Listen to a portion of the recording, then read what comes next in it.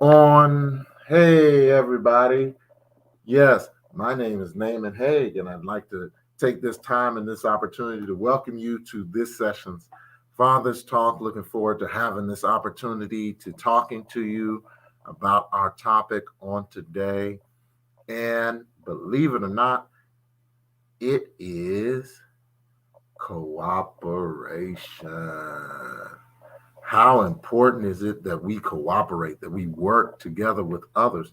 But it's not just merely working together with others, it is going ahead and having the heart to want to open up with other people. So it's the ability, yes, hi, here I am. It's the ability to be willing to, it's sharing of your time, sharing of your energy, sharing of your efforts. So it's another way in which we can relate to people. So cooperation goes much just deeper than just, well, so and so was doing this, so and so was doing that.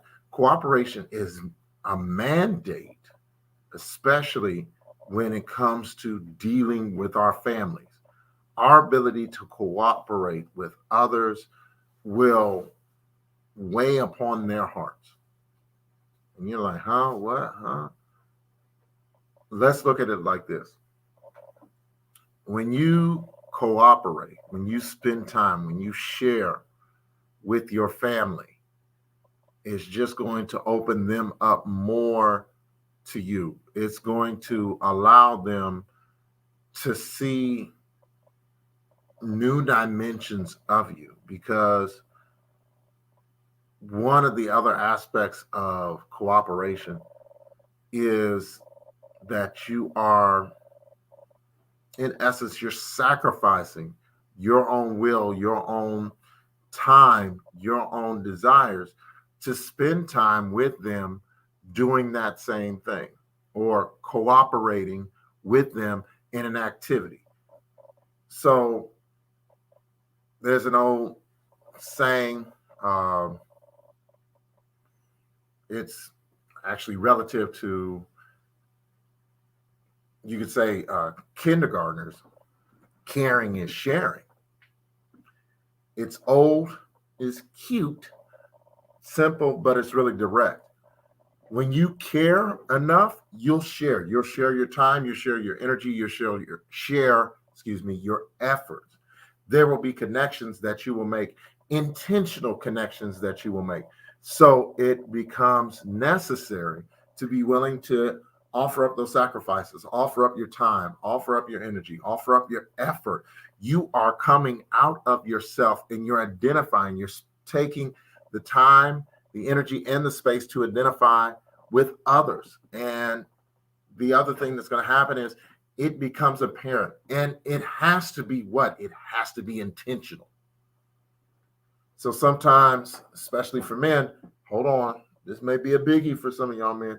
It might mean sharing the remote or yielding the remote, giving up your TV rights to be able to identify with what's going on with somebody else. Say what? Yes, it is making sure that you are putting that other person, giving them the authority to say and to suggest what to do with your time, what to do with your energy, what to do with your efforts. And those three categories go along together: time, energy, and effort. It's something that it's almost like a watch. You wear it. People will see what's important to you. How? Your time. They will designate and relate two different things based upon what you choose to do with your time. So even the content that you choose to watch on TV, they're paying attention to that. And you can really see those influences how on your children. They will, in many times, based upon how they view their relationship with you, they will take on some of those same lights, some of those same understandings, some of those same areas. And it'll be something that they put on themselves. It'll be something that you could see this, they'll graduate into it. Personal example, with my kids, with all three of them actually, there are different aspects of things that I like. Okay, hold on. I'm going to need to.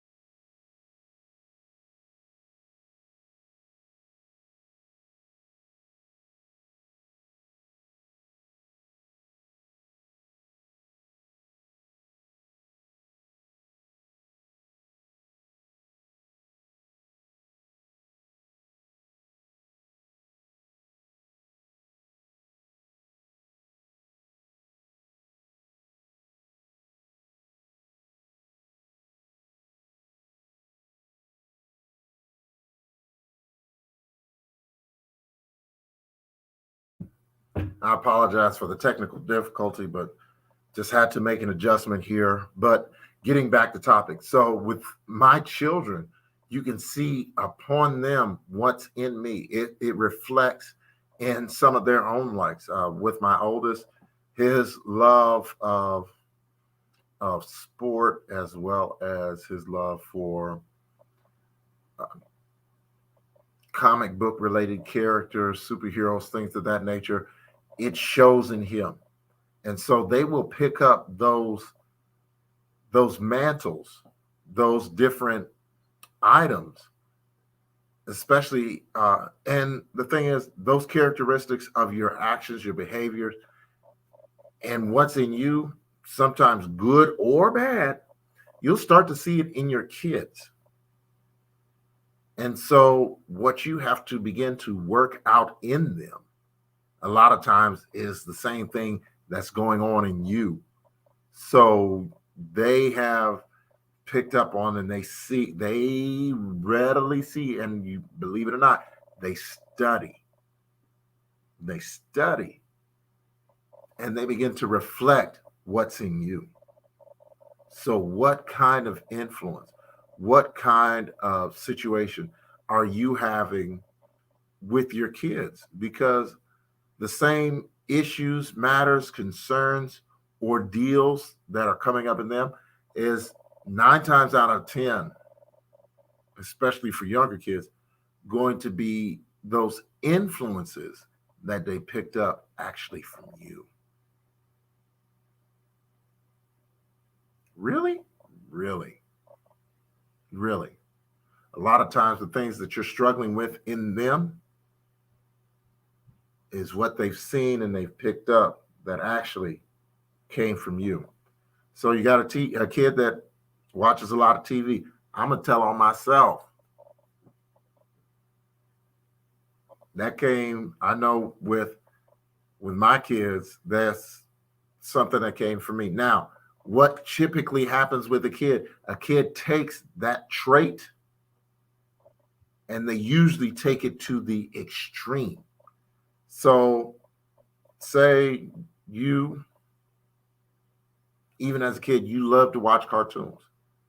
And maybe still as an adult, you watch cartoons. And so you find that your kid might be a little obsessive with how they watch cartoons. Again, that's the way kids are. Prime example. If you get a kid who they find anything that they view, whether it's on regular TV, YouTube, streaming service, however they may come across it. If it's something that they like, especially for young kids, toddlers, they can watch that same thing over and over and over, and they have no problems watching it every day as much as their little hearts can tolerate. And you'll find that with kids often, especially younger kids. But even when they get older, they can still be into something so much and it can just move their little heart so powerfully that it's still, they can just watch it continually. Regardless of what kind of program it is, once they get a hold of it, it's just like, wow, it's like a meal. They can just stay there and they enjoy themselves in it. So our willingness to cooperate, our willingness to share relates to those around us in really how much we care. The more we share with them, the more we spend time with them, the more we identify with what makes them, what makes them tick, what comes out before them as, in essence, light, life. Those are going to be the things that they also identify with our hearts. So time, sometimes it seems like it slips because we've got errands and we've got matters and concerns and friends and other family and activities, and maybe we're building businesses or we're increasing our net worth. We're taking those steps. We're dedicated to the job and we're trying to advance, and we're creating opportunities, areas that we can go into so that then we can take our families with us into these new avenues and these new ventures. But they need to see and hear from you where you are right now, regardless of if 80% of your day and time is just filled to the brim with all kinds of things. Again, getting personal. One of the biggest challenges I face is the fact that because I work late nights, I work thirds. My family's like, okay, you may work thirds, but you still got to spend time with all of us. Don't come in here and tell us, oh, daddy's concerned or hubby's concerned. And I love you all so much, but you don't spend no time. Where's the love, man? Where's the love? They identify with time as equal to love. So it becomes essential that time is cut and set apart for each one of them individually as well as them collectively. If it's like, okay, I love you and we live in the same house, but we can't ever find the same activities to share in, I can't find moments in the day that I can spend it with you. See, going back again, caring is sharing. Doesn't sound like something that Mr. Rogers used to say, or sound like something that, oh, I'm going to take some of y'all button back. Barney used to say, I love you, you love me. That caring is sharing. Again, simple little phrase, and it's simple when it rhymes, and it's just 3 words. Caring is sharing. Yeah, actually, it also qualifies as a sentence, a complete thought. 3 little words. Caring is sharing. So if I really care, I'll share my time. I'll share my interests. I'll share my gifts. I'll share. Here's one. I'll share my food. Yeah, that too. Whatever it is that I have, I'll be willing to share. And that's just how much I care. I can offer you what I have. I can offer you the best of what I have. And guess what? It's okay. I'm yielded to those that I want to connect with in that area. So they understand, they see, and they know that time to you is valuable because you spend it in different ways. And when they can participate in those same interests, when they can share in those same areas, when they can be part of what makes up your daily world, that's just coding. Excuse me. That's just coding upon their hearts. That's letting them know, hey, He actually spent time with me. He shared with me. One of the things I like to do, I choose to do, to help identify with my kids is, yes, I do like to talk to them about how things were back in the day. I mean, kids would freak out nowadays with answering machines. I mean, you mean there has to be a separate device that connects to your phone and you gotta play a tape and record a message, and then that tape can still fill up, and then there'll be no room for any messages coming. Yes. Voicemail. What's a voicemail? I like comparing things to how they were 20, and I'm telling my age, 30, 40 years ago compared to how they are now. Because kids, they flip finding things on YouTube or sometimes even Facebook to share with them of how things used to be back in the day. How McDonald's used to actually show commercials of the Happy Meals and had the characters, Ronald McDonald, Grimace, the Fry Kids, Hamburglar. And you can't even find Ronald McDonald anymore today. I mean, what would kids do with an LP? With an actual record? What would they do? The fact that you had the little 45s, and then you had the whole LP when people used to come out initially with singles. It would just be, what would kids do? Have to put it on a record player and then it couldn't get scratched. I mean, I understand DVDs are even kind of phasing out because of streaming services with music, with movies and TV.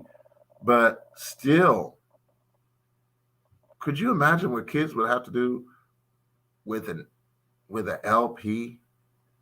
And the first forms of discs were giant. They were the actual same size as a record.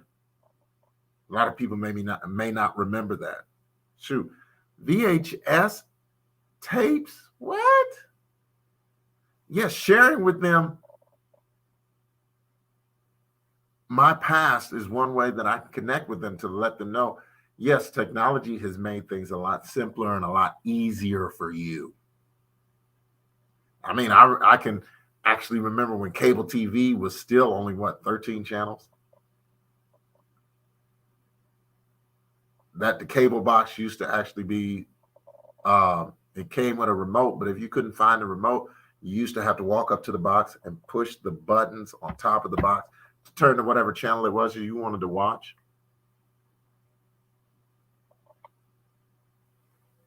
So relating to my kids, sharing with my kids the kind of technology and the kind of things we had growing up. And one of the things I do like to do, I show them a lot of the animated features that I used to watch as a kid, because thank goodness some of them can be found on either different streaming services or YouTube. And it's like they get to participate in my childhood, and I'll sit there and watch it with them, telling them the different things that I used to do, the experiences like having watching Saturday morning cartoons. I mean, obviously, because of the streaming services, because of YouTube, because of Cartoon Network, cable TV, just that you have channels, stations that are dedicated to showing cartoons 24 hours a day, 7 days a week. It's not a challenge to have like it was to get up between 5 and 6 o'clock in the morning and start watching cartoons, especially with your big hefty bowl of cereal. I mean, that was the one day where it was okay that you still ran around in the morning in your pajamas till noon, till 1, till 2 o'clock in the afternoon, watching those cartoons. And you'd bounce back and forth between whichever was your favorite cartoon on ABC, on CBS, on NBC, and even later on Fox, that would show Saturday mornings until those hours until college football start coming on, or especially as a kid, shoot, the cartoons would roll right into being able to watch kung fu movies. So taking the time and allowing kids to see what it was like for you and as a kid, hey, that's that's memorable for them. Even I dare you to do this. Take your spouse and walk through with them what your neighborhood used to be like. We were a real outdoorsy type, even for a 2-3 block area. All the kids in the neighborhood used to get together and we used to play hide and go seek. We used to play kickball. We used to play wiffle ball. Even at one point in time, the people on 3 blocks, all the parents got together with all the kids. We went out to one of the area parks and we had a cookout. We had, and for some of you, you had those kind of blocks where you could actually have block parties where you kind of shut down the block and you all would get together and you'd maybe barbecue. You'd maybe share meals and share activities. The kids would be out playing together. I know times have changed because for some of us, we can live in apartment buildings and not know a lot of the people on the same floor. And that's a means of protection. I understand it's a different era, but maybe connecting with your family and sharing with them your experiences growing up, what growing up looked like for you, what neighborhoods looked like for you. Shoot, what middle school and high school and elementary, what that looked like for you. The fact that you grew up in an area or an era where kids playing on the block, that was invited. Where street lights coming on, that was the ultimate alarm clock. When street light came on, for us, it used to be like, street light! And everybody had to hustle to at least be in the yard. That was your late night alarm clock. When the street light, you could see that thing warming up, letting you know, okay, you got to be in your yard, or you have to be at least in your parents' view. Or a lot of times, shoot, parents might come out and be like, it's time to come home. Stop what you're doing right now and get home. Get your butt in the house. That was street light. And it didn't matter if it was especially summertime, because we were kicked out the house to go ahead and go out and play. You finished your chores, you finished your housework, but by a certain time, that butt had to be out the door, because you weren't going to be in the house all day when it was warm and sunny, not doing nothing but sleeping or staying in, or at the time playing your Nintendo. You couldn't stay and remain in the house when it was summertime, when you had ample opportunity to get out. I know I'm reminiscing a lot about me, but these are the kind of moments that you can share with your family, and you're imparting to them and you're making them feel important, because now you're giving them correspondence with what made you, what kind of things you did on the daily, what actually brings you joy, whether it's going back through some of these stories and bringing up old people that you used to connect with and how you used to spend your time. I mean, have you ever sat down and shared with them, especially if you have young teenagers, preteens, share with them, hey, here's what we used to do. Here's what before there was social media, before there were all these different ways for people to connect with people through technology. How was it that we used to connect back in the day? What different kinds of things was it that we used to do? I mean, can you tell your kids about the fact that there used to exist something called pen pals, where you might have somebody that you used to, maybe they used to be in the neighborhood and they moved away, but you got their address before they moved, and you would write to them and let them know, stay in contact with them through letters. The fact that you used to send cards out to people, that going to the store and getting a card, and I don't mean the gift cards that we like to give out now, which have monetary discretionary funds on them that you can give to a person for a particular store or venue, or just have money and monetary value connected with them. But they can have and receive actual cards, greeting cards that came from you, expressing how it was that you felt about an achievement. I mean, now it's so easy. You can text them, you can email them, you can even give digital greeting cards to that person through pretty much every form of social media, and they get it in seconds. But to actually take the time to go to the store, get a card, write your name, and maybe even a secondary message in the card besides what's in the card, or you get a blank card so you can just write all up on the side, hey, just thinking about you, wanted to let you know I care and you're important to me. Hey, put it in the mail, maybe put a little something in the card. What? And again, sharing is caring.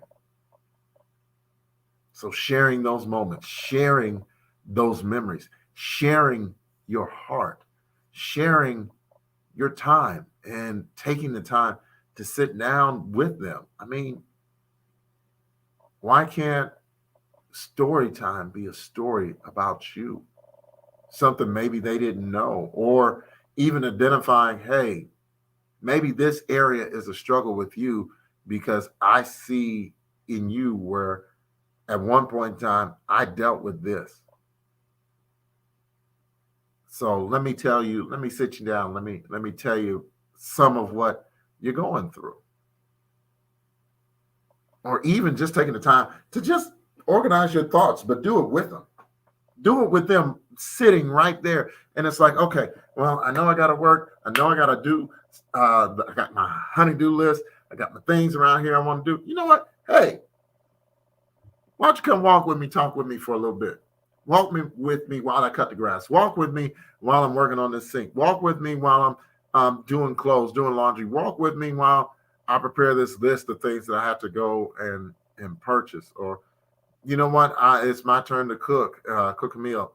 Why don't you come down, spend a little time with me? We can talk about some things while I'm cooking, while I'm incorporate them, add them, make them part, relate to them.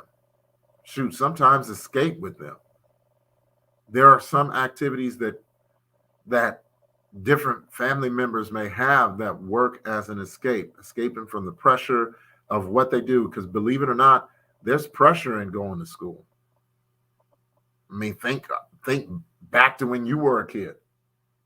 There were these groups of, you can almost say, a class system. And I don't mean just freshmen, especially in high school, freshmen, sophomore, juniors, seniors. I don't mean just that, but you had your jocks, you had your smart kids, you had your when I went to school, you had the theater group, you had the non-athletes who seemed to collect and connect together. So you had all these different class systems, and depending upon which crowd you were in with, that had a lot to do with your popularity. That had a lot to do with how you fit in, how high school was for you. Because if you didn't fit in with certain groups, it almost felt like there was pressure to not be alone, to be able to connect with others in some kind of way, for you to just be who you were during that time. There were some stresses. So people have their way of unwinding, of taking that pressure and that stress off. And one way is social media, one way is video games, one way is TV, one way is sometimes just being quiet. Sometimes for people, it's reading a book and connecting with them. Even with that, sometimes just appearing while they're in the midst of that, and just being in the room, sometimes just sitting in the same room with them is just enough of a suggestion to say, you're okay. It's all right. that can be so affirming. That can make such a powerful connection. So cooperation, it's an attitude. And the more you carry that attitude with you, the more influence you'll have over your family, over your friends, over those that are around you in your circle. Sometimes just taking a minute to just text or email somebody, hey, thinking about you. What's up? Love you, miss you, care about you. Just taking a minute. Just a simple little message. Just a simple little message.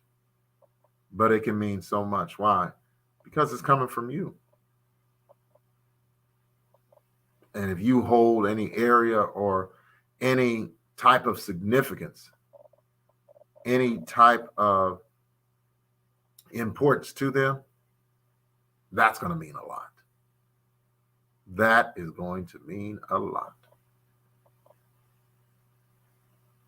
So cooperate,